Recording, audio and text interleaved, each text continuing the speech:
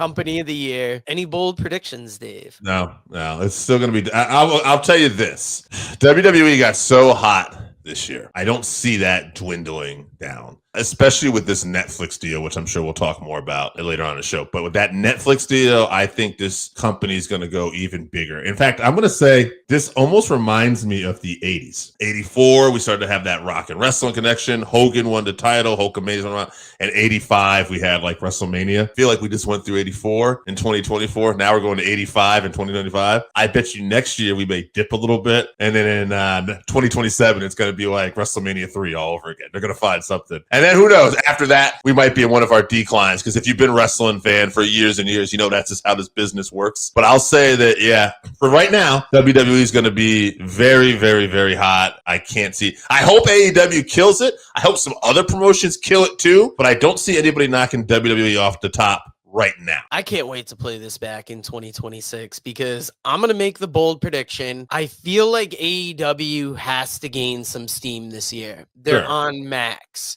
You know, they're being presented as clearly like a number 2 at the moment, or like even lower. A lot of people aren't thinking a lot about Tony Khan's direction. So I'm going to say that AEW is going to make some big moves this year, and they're going to, now I'm not saying they're going to defeat WWE. There's no way that's happening in a year, but in 2026, we're going to look at them as a very close 1B to WWE's 1A. You know, because this year's Continental Classic or 2024's Continental Classic was better than 2023's. It's going to get bigger. As we record this, the Wrestle Dynasty pay-per-view is this weekend, the day after Wrestle Kingdom. That connection is going to get bigger, and they're going to be doing things more the right way, and they're going to be looked at as less of a joke. I mean, now, you got Kenny Omega returning.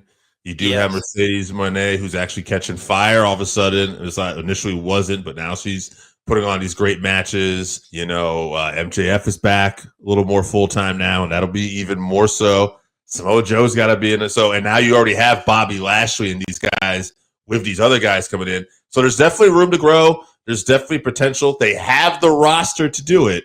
It's just putting it all together. I hope they do. I hope you're right. But also, I just feel like WWE's got so much big stuff happen this year. It's just a question of hopefully AEW can do some stuff where they're in the conversation. Gotta agree with you there. Please, if you haven't, hit that like button, hit that share button, hit that subscribe button, and check us over on Patreon, patreon.com/workingfanspodcast, company of the year.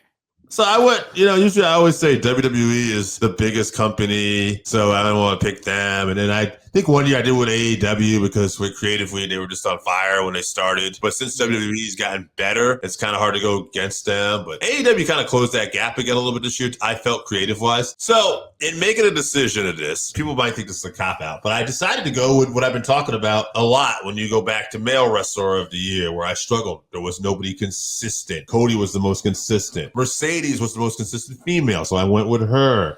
Braun. When I thought about consistency with a company this year, I thought about TNA. I thought about TNA having their largest gate in North America ever this year. TNA getting announced that they're going to AMC in January this year. Mike Santana's journey. TNA working with WWE. Joe Henry being on WrestleMania. The TNA Championship being on WrestleMania. The Knockouts Championship being in the Royal Rumble again this year. I thought TNA to me was consistently making steps to elevate themselves this year. So for that, this year they get my company of the year. That's a really good pick. It's making me wish I had picked them. I went with AEW just because they've had like a really solid half a year at least of like good TV where there's very little complaints about it. Yeah, I won't complain. Pay-per-views have been on point. Storylines have been on point. So that's why I was thinking AEW because, they kind of hit like they were rocky like a year ago or so where some of the stories weren't great,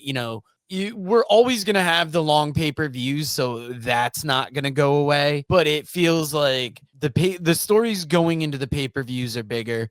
The stories coming out of them are huge. But they're staying my pick, even though the case you made for TNA is right there. It's great to see where they've grown. And it's going to be interesting to see what they do in 2026 now that they have this TV deal.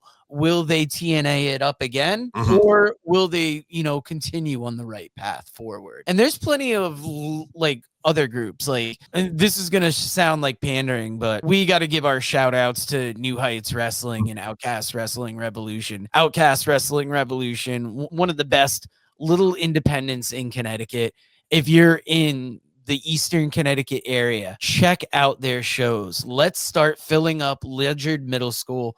They've got a big match coming up next year with that ladder match between Peter Gianni and Jeremy Lacroix. They bring in so many great wrestlers.